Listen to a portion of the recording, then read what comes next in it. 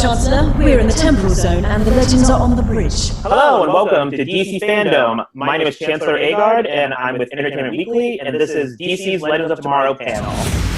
Darling Caligula, they can have to destroy the city. Okay, any ideas, Cap? Just a lot of bad ones.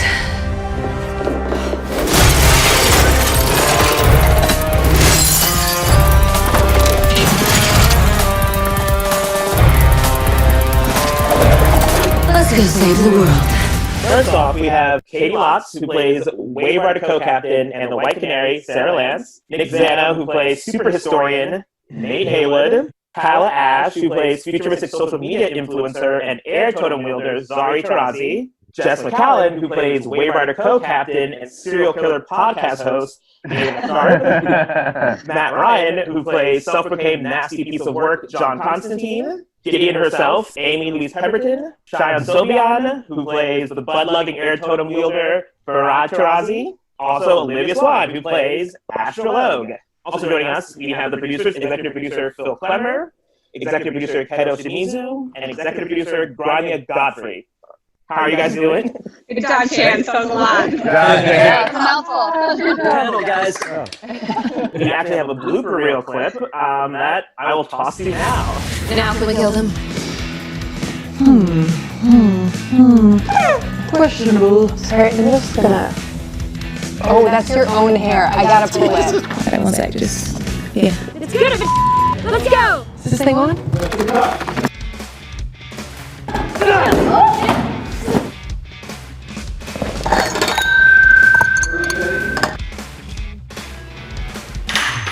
Take this. Oh.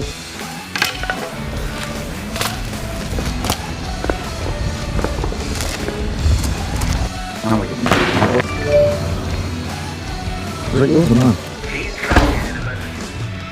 Oh, please. My phone is talking to me. Let's do that again. Hello? Yeah, no, I'm doing a scene. It's alright, I'll give you a call back in a bit, yeah? Wait, give him your camera. Give him your camera. I need to take it. Great.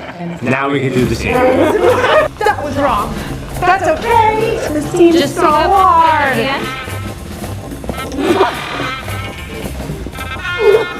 Nose just broke.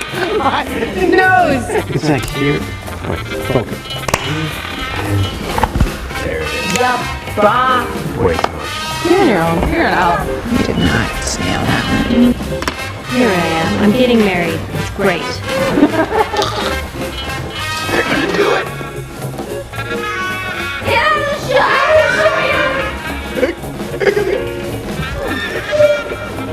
Nuggets done.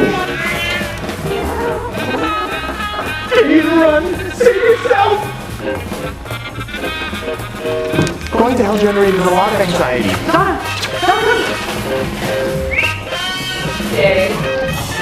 Stay. Oh, we're not making this thing. No late night snacks for you, Gary Jr. squared. No late night snacks for you. We're leaving. And then we all turned into a giant Bebo and it exploded! Giant moves exploding metal everywhere and spot. Guys, what kind of work? Oh, hey, Craig, just second unit. Smile, people. You know, sometimes what happens on this show really would be hard for an audience to follow. Big Legends! Nominate us for an Emmy. Okay. It's not easy doing it twice. It's not. No, it's not. No. And this is why I don't act. I feel like this is a weird thing that we're doing. It's virtual as opposed to in a big convention hall because of everything that's going on. I'm curious, what do you guys think the Legends would be doing right now in their own respective quarantines? I think John will be doing what he's always doing, which is having a whiskey and trying not to have a cigarette because he's kind of kicked that habit. So he'd probably just be having a whiskey, saying, "Hey, let the world go by." I would imagine Nate falling in love with somebody else and then... Pull that break apart. Virtual romance? I think Ari's probably like conquered TikTok. TikTok. Barrod probably would have been the #1 League of Legends player in the world. I reckon Ashe is just lounging around on like a fur rug somewhere. Just rolling in money. But she managed it. Some unwilling soul. I think you're going to be getting everyone to do like a Trivial Pursuit, but no one's interested. She's like, number one, question A, guys, like no one cares. Before talking about season 6, I do want to talk a bit about season 5, which was a major season for the show in many ways. I want to start with Caity. You made your directorial debut this season. What was that experience like for you? What was it like directing your castmates? They were awesome. It was so much fun.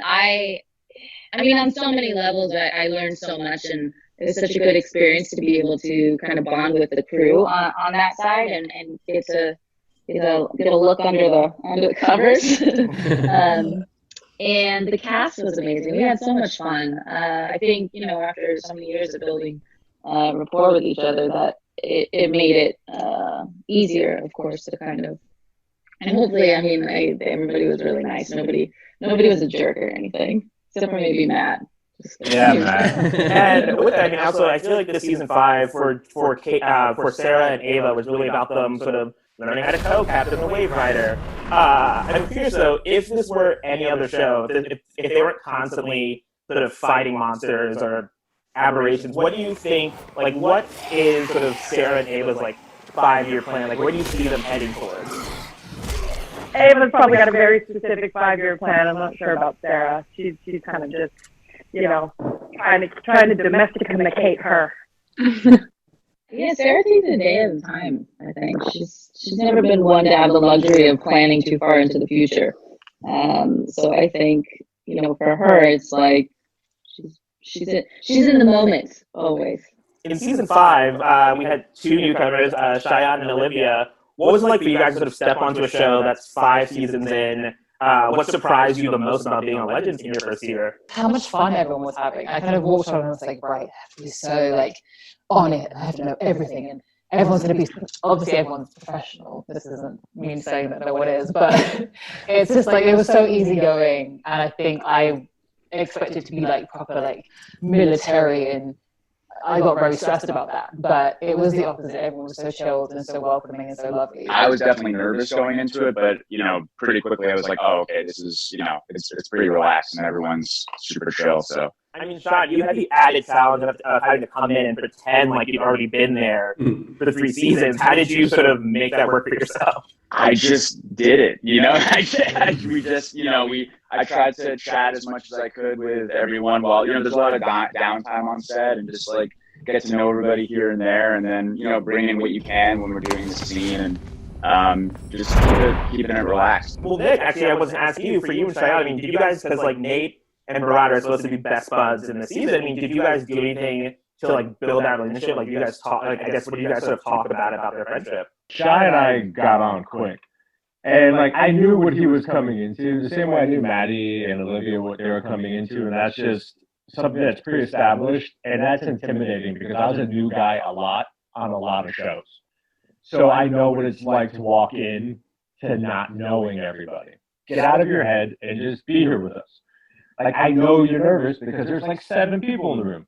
Even when Maddie did his first scene with us, he had to walk in and talk to 8 of us, talk at 8 of us, and then hit on Wentworth on his way out. So it was a really big, rough piece, and I feel that, and I wanted Shy not to have that and let him know as soon as possible that hey man, just be here with us because we're all here with each other, and that's just kind of the way our magic works on the floor.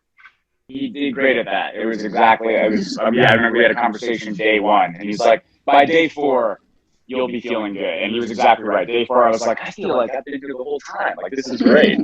So he nailed it. Amy, you're in a unique position where Gideon, you're voicing Gideon, and I think you appear about once a season physically on screen. I mean, what's that experience like for you, sort of doing a lot of your work in a sound booth as opposed to being on the set with the cast that much? It is always really interesting to come into it from the other side. But I feel like I see you all the time anyway when I'm dropping the voice in, and I've known Matt from before this, so everyone's always super welcoming and from my little booth in LA. I'm curious, when you appear on screen as Gideon, I think as often as you feel inside someone's mind or they're hallucinating, except for in the Legends of Tsunyama episode where hallucination. But I'm curious, when you play that, do you play it as how you envision Gideon yourself, or how you think the character you're playing opposite with envisions, sees her? Well, I mean, especially with the last one with Gary, we played that a lot because I think he sees her quite Mary Poppins-esque, hence do and everything. Oh, no. Just the whole thing. But yes, there's definitely an element to that, and I love everything that's always written. Always love what you guys write. It's amazing. So mostly it's been that, yeah. Tala, I mean, this season you introduced a new version of Zari 2.0. And now, as of the end of the season, you're continuing on as 2.0. How do you feel about sort of Zari 2.0 becoming the sort of permanent member on the Wave Rider?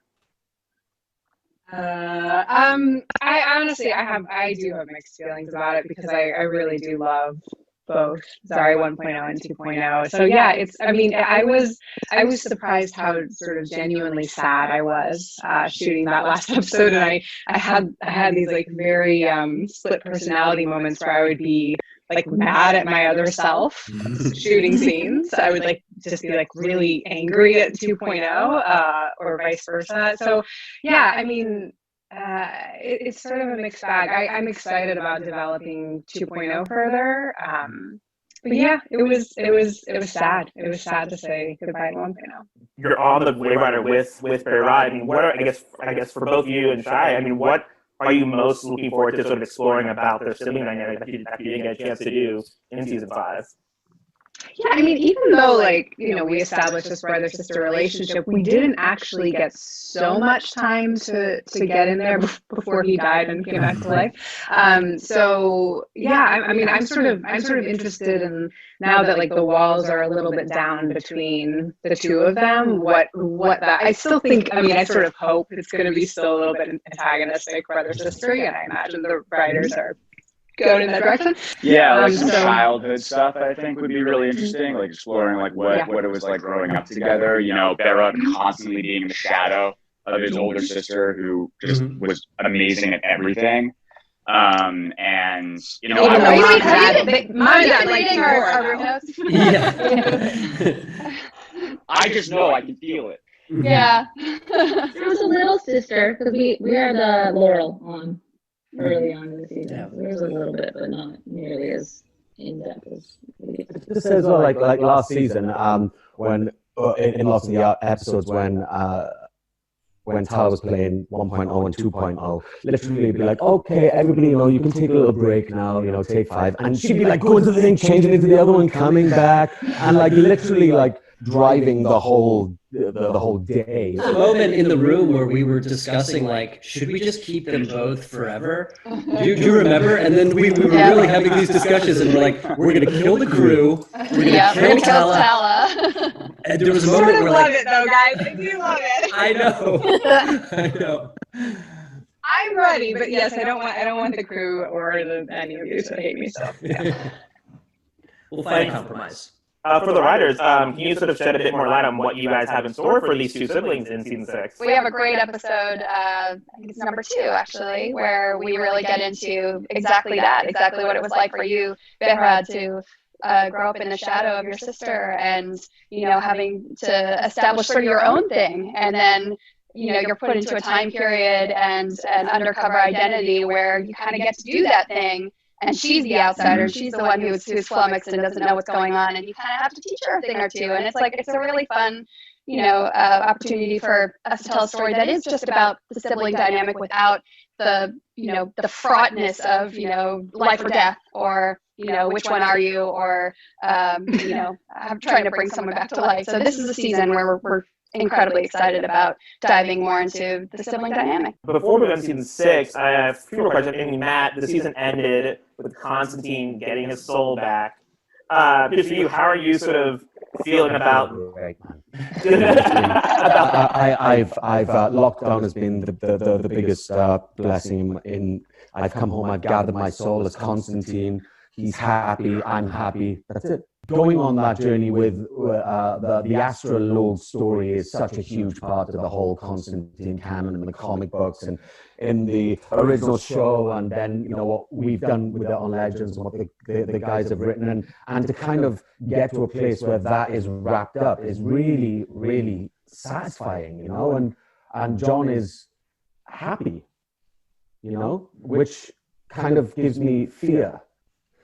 a quicking fear in my boots because, how long does John stay happy for? I mean, the other thing too is like Olivia. I mean, Ashe will be living with Constantine in his mansion. I mean, I guess for both Olivia and Matt, what are you both sort of looking forward to exploring about their dynamic? If you kind of put Astra and John living together peacefully, I feel like maybe isn't gonna happen. So I think that it would be really fun to see them trying to cohabitate day in, day out, which is something that is it gonna be possible? I don't know. I love the idea of John being unhappy about him being happy. Season 5 featured just also how it had so many really fun and interesting episodes. Mortal Kombat, the one where we're trapped on TV, Mr. Parker's cul-de-sac. For all of you, what were some of your favorite moments from this past season? Yeah, the episode where we're trapped on TV is my favorite. Yeah, I think that's mine as well. Yeah. It's an amazing episode. Yeah. And we all attacked that with a very happy heart. And we all saw what it was going to look like while working to make it, and that kind of drove us through the hard part of making that episode. Yeah, really cool to be become different characters, different universe.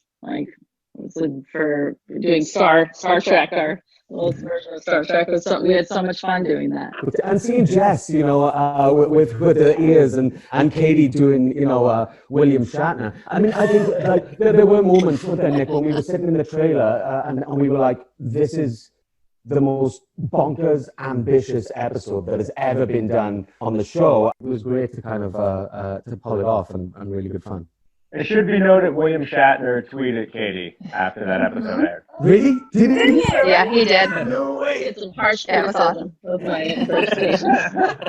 Guggenheim directed that episode, and I remember on the day being like, okay, we were doing a little Spock Shatner throwback fun. Okay, we'll do a little Sarah and Ava as Spock and Shatner, and Mark kept pushing us to do in rehearsal more. I want more. I want the cadence more. And Caity and I were ran before the take and just started YouTube deep character study, YouTube Googling how William Shatner talks and how to do the cadence and how to do more. I lowered my register and my voice. I mean, it was insane. It was ridiculous. Season 5 ended with Sarah being getting abducted by aliens.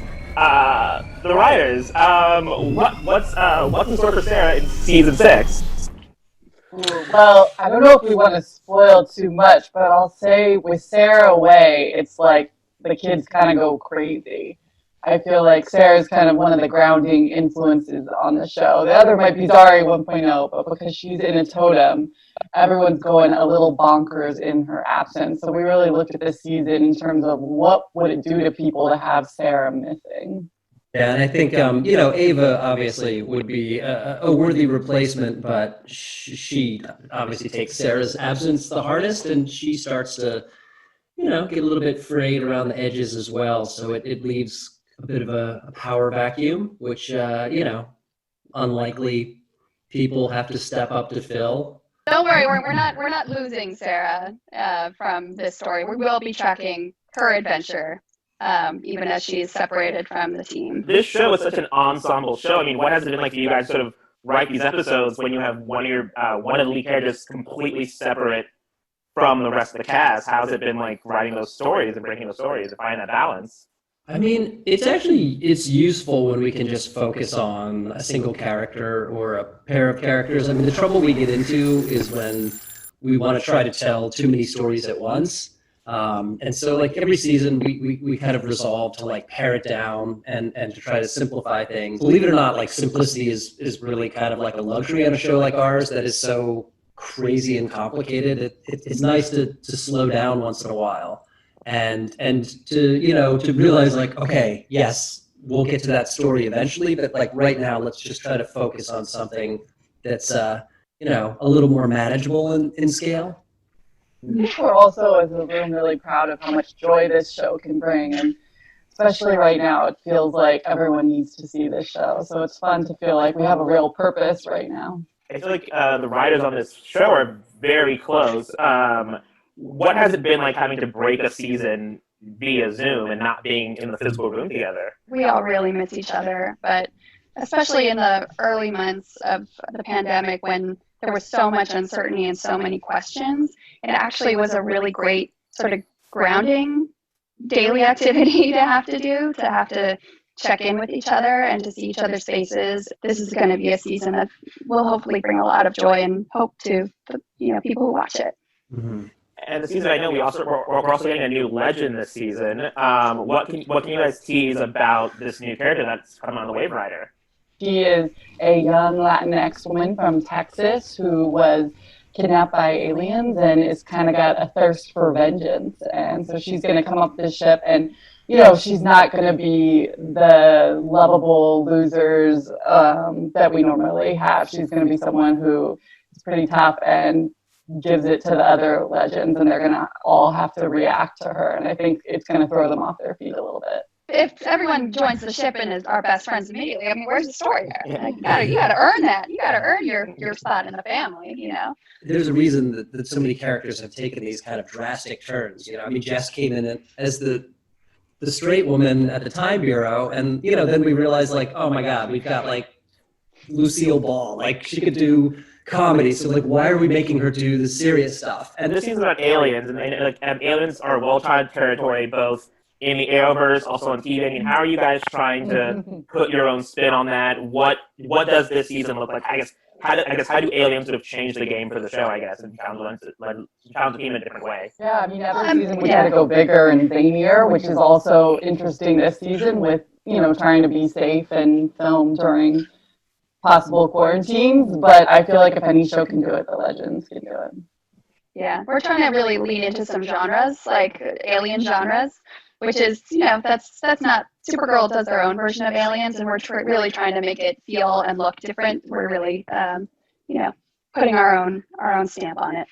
Nate has endured just tons of loss over his few seasons on the show. His great-grandfather, his father, Amaya, Zari 1.0, Ray. What's in store for Nate in season 6, and is there sort of any hope for him? I guess like on the horizon for him. For everything that you just said, Chance, I mean, we're acknowledging that. It's been a tough run for Nate, and someone who always tries to be like the cool guy who puts his like positive spin on things, like it's gonna be okay, it's gonna be fine. It's getting harder and harder for him to do that. Well, now it's time to move on to the true or false question/game. I'll read a statement, and you guys need to tell me if it's true or false. The first round is our Wave Rider round. First question: we have physically seen the character of Gideon 3 times over the course of the series. True or false? It's once every season. Once over the season, yes. So it's false. Yeah. Amy, you know this one. I was like, how many have I been? Oh, yeah. Yes, actually 4 times. So next one, Neil McDonough, who played Damien Dark, once disappeared from set to coach his kid's soccer game. True or false? True. True. True. True. It's cute. Say it's true. Okay, this one. What's the answer? Wait, what was the answer? Sorry, it's true. It's true. Oh, sorry. Oh, it's It's true, yeah. DC's Legends of Tomorrow was originally planned to be an anthology series. True or false? False. True. Oh. True. Phil? What's an anthology series? False. True. True. Yeah, Caity and Shayan were right. It was. That is true. And finally, for this round, Mr. Parker was just a random name that sounded nice. True or false? True. True. It sounds like a true thing. False, actually. Mr. Parker is named after Phil's assistant, Ian Parker. Who knew? Did Matt just say how much we all the guy who played Mr. Parker? He's just like the most. Brilliant! It's just like He's so great. For season 1, the only British legend that wears a trench coat is John Constantine. True or false? False. False it is, yes, because there's also Rip. R.I.P. 2, symptoms of time travel include all of the following: nausea, vomiting, vertigo, temporary blindness, flatulence, and in rare instances, bleeding from the eyeballs. True or false? True. True. Sure. That is true. Actually, it's false. Flatulence is not a symptom of time travel. Wouldn't the legends know? Really? I mean, the legends know best. How do you know, Chancellor? Fair. I'll give that one to you guys. I think Ava can contest to that. Okay, for season 2, George Lucas is responsible for the powers of 2 of the 8 legends. Season 2, true or false? Responsible? Yeah. False. False. I say true. I'm sticking with true. It's weird. He's doing lots of. It's Yeah, true. you became a historian because of Indiana Jones. Indiana Jones. Yeah, I became a superhero because of us. Yeah, but you wouldn't be a superhero unless you're a historian. Little vague. Again, I'm reading what I was given. Whole episode about it. Where when he decided not to finish film school, suddenly you became a yoga instructor, and what did Ray become? Oh, you yeah. guys both lost your powers. That was fun. Okay, season 3, and I think this is going to be an easy one. The team uses the totems to join their powers to become Elmo and defeat Malice in an epic Wild West showdown. True or false? Flawless. No, it is Malice. False. Well, it's not Elmo. No, Evo. When Ava recruits Constantine to help with Sarah's possession, she finds him chasing a pig around the room. True or false? True. No, it was a chicken. It was a rooster. Jess is right, yes. For season 4, so in a truly meta episode, the team is split into multiple timelines very similar to TV shows, like Custodians of the Chronology, Sirens of Spacetime, The Fellowship of Tomorrow, Kittens of Meow Meow, and Puppets of Tomorrow. True or false? No, there was no Kittens of Meow Meow, and the one before that as well, Legends of Meow Meow. False, Chance. Fellowship of Tomorrow and Kittens of Meow Meow were not real things. Finally, for season 5, Ava Sharp's podcast on serial killers is called Slay Anything. True or false? True, isn't it? I don't think so, but that's a good name. Is that the episode name? That's the episode name. It's false. It's called Stabcast. Dabcast. Cisco brought his own dragon microphone when he performed in the season 5 finale. True or false? We have some fan questions that we've received from around the world, apparently. So from the first one, it comes from the Philippines. Legends has a lot of musical moments. Is a full-blown musical episode in the cards? Yeah, why not? Anything. Yeah. We'll literally do anything. Yeah. Wait, does it mean that we don't have to write? We should name our show. Amazing. Like if we don't. Yeah, you still have to write just a bunch stuff. You of have to write little songs. interstitial. Now you gotta have some interstitial things that then turn into songs. Remember? That seems like a lot of work. Yeah, like recitative, like speak singing. Next question comes from Argentina for the cast, and I guess for the writers as well. How has DC's Legends of Tomorrow changed your lives? I was an overnight success. I went from a nobody to a somebody. I flew first class for the first time. I got to meet all these incredible people. I got to meet Brandon. I told him the first day I worked with him, I was 12 years old when I saw Superman Returns, and now I'm like, here with you doing to see it. It's crazy. For me, it's like this is what's kept me playing Constantine and being able to explore that character in ways that I never thought I would ever. Being together and doing these insane things allows me appreciation for the opportunity that I know is on the clock, like everything is on TV. And I just sort of I've never been in a position to where I've been aware of how special it is in real time. This strange time that we're all going through, not to speak for you guys, but I think I love our show, but I miss our show so intensely right now. And I really hope I never take it for granted, but this time has really really made me appreciate it. Really made me miss what we have, what we've built, really, because it doesn't happen. It takes time, I think, and it takes the right group of people, which like miraculously are assembled, season after season. It makes you so grateful that we have professionals that like care so much about this show that they're willing to push themselves every episode, as if it's the last. It really is precious. And final question for the writers: what ideas have you had that have been abandoned for one reason or another in terms of like storylines for the show? We always wanted to get Caity to breakdance, like in the 80s. Yeah. And we've never done that.